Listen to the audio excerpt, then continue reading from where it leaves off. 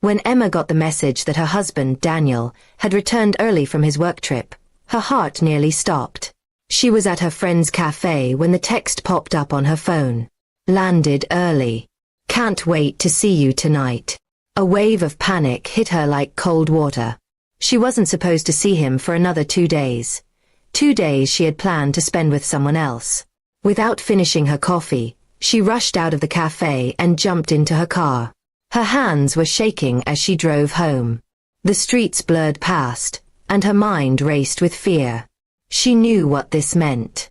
If Daniel saw another man's car in their driveway, everything would come crashing down. The secret she had been hiding for months would explode in a matter of minutes. As she turned onto her street, Emma's heart dropped. Her lover's car, a black sedan with tinted windows, was still parked right outside her house. She slammed the brakes, nearly hitting the curb. Her mind went blank. She didn't know whether to scream, cry, or disappear. Daniel's car wasn't there yet, but she knew he could arrive any moment. Emma ran toward the house, fumbling with her keys. The front door was locked from the inside, which meant her lover, Alex, was still there. She banged on the door frantically. "Alex! You have to leave now," she hissed, her voice trembling. After a moment, Alex opened the door, looking calm and far too confident for the chaos unfolding. "What's wrong?" he asked casually, as if he didn't realize the danger they were in. Emma grabbed his arm, dragging him toward the door. "Daniel's back early. You need to go. Right now." But Alex hesitated, staring at her with a mix of arrogance and amusement. "So this is it. You're just going to throw me out because your husband came back sooner than expected." Emma didn't have time to argue. She pushed him toward his car, her heart pounding. "Please, Alex, just go," she pleaded. Finally he sighed, got into his car, and drove away, just seconds before she heard another engine pulling up the street. Daniel's familiar SUV appeared around the corner. Emma barely had time to catch her breath. She ran inside, straightened the cushions, sprayed perfume in the air, and splashed water on her face. By the time Daniel opened the door, she was standing in the living room, pretending to be relaxed. "You're home early," she said, forcing a smile. Daniel looked tired but happy. He hugged her tightly, and guilt stabbed at her like a knife.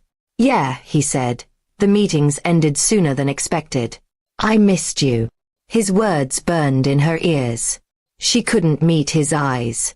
She felt like she was standing on the edge of a cliff, ready to fall. As they sat down to dinner that evening, Emma thought she had gotten away with it. But halfway through the meal, Daniel frowned. "Strange," he said. "When I pulled up, I thought I saw a car just leaving our driveway. Looked familiar, too." Emma froze. Her fork clattered on the plate. "Probably a neighbor," she replied quickly. Daniel nodded slowly, but there was doubt in his eyes. The conversation drifted to other things, yet the tension lingered. After dinner, he went to unpack, while Emma stood by the window, trembling. The air outside was still. The car was gone, but the danger wasn't. Over the next few days, Daniel grew distant. He asked subtle questions, about her schedule, her friends, where she went during the day. Emma tried to stay calm, but she could tell he was piecing something together. Then one morning, he placed his phone on the table. On the screen was a photo of Alex's car, parked outside their house. "Care to explain?" he asked quietly. Emma's mouth went dry. She tried to speak, but no words came out. He continued, his voice steady but cold. "I saw this car before I left for my trip too. I just didn't say anything. I wanted to see how long you'd lie to me."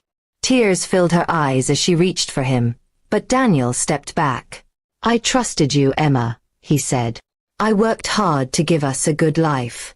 And you threw it away for, what? Excitement." His voice cracked at the end, and it broke her completely. That night, Daniel packed a small bag and left the house without another word. Emma sat alone on the couch, staring at the empty driveway where both cars had once been. The silence in the house was unbearable. Every tick of the clock reminded her of what she had lost. Days turned into weeks, but Daniel never came back. He filed for divorce quietly, without anger, without confrontation. That hurt more than shouting ever could. Emma realized too late that what she had chased was nothing but a temporary thrill, and what she had lost was a man who truly loved her. Now, every time she drives past the airport or sees a black sedan, her heart twists with regret. She learned the hardest way that betrayal never stays hidden forever. Lies always find their way home, just like Daniel did that day.